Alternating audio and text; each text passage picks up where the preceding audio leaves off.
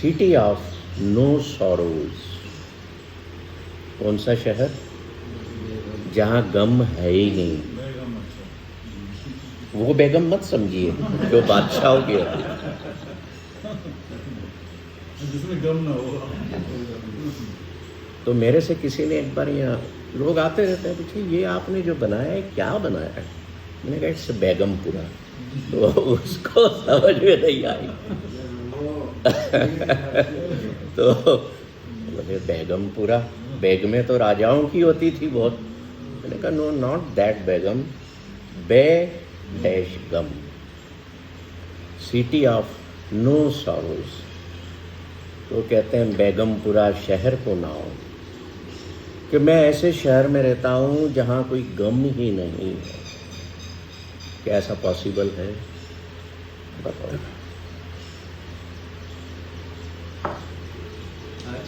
Means no, it is possible.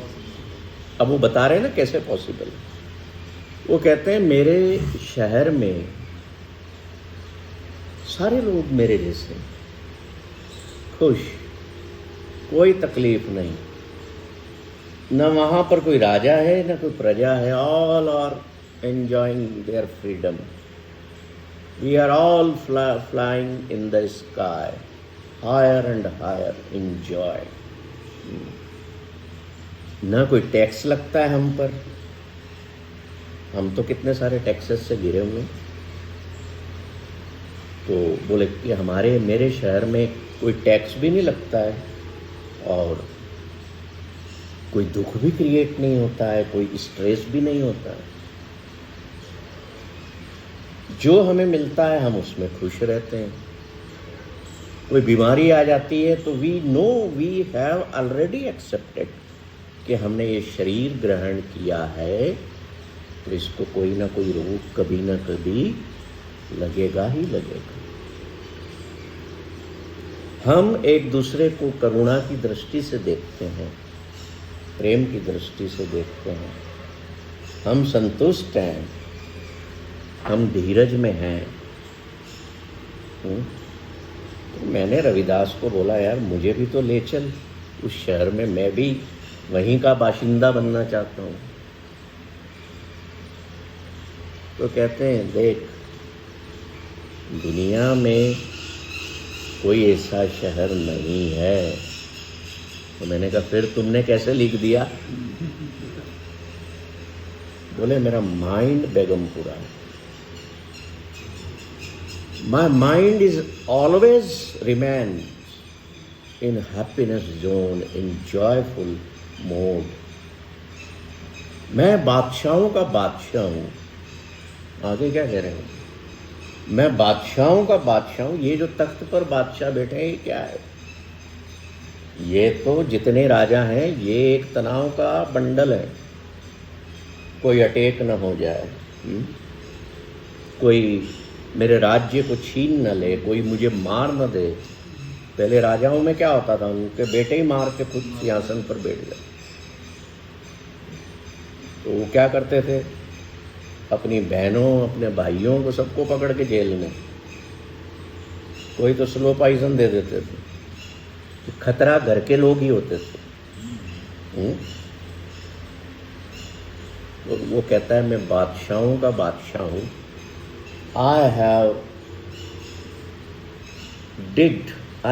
Done the programming of my mind and conditioning of my mind in such a way कि मेरे और ईश्वर में भी कोई फर्क नहीं रह गया।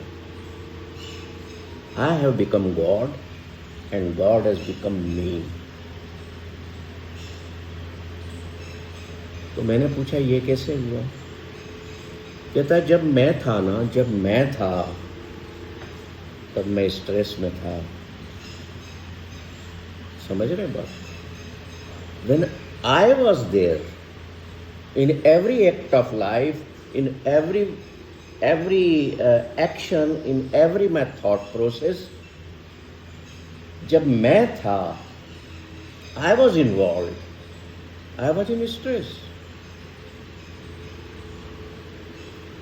वो कहते हैं जब हम होते तब तू नहीं। कि जब मैं था तो तू था ही नहीं।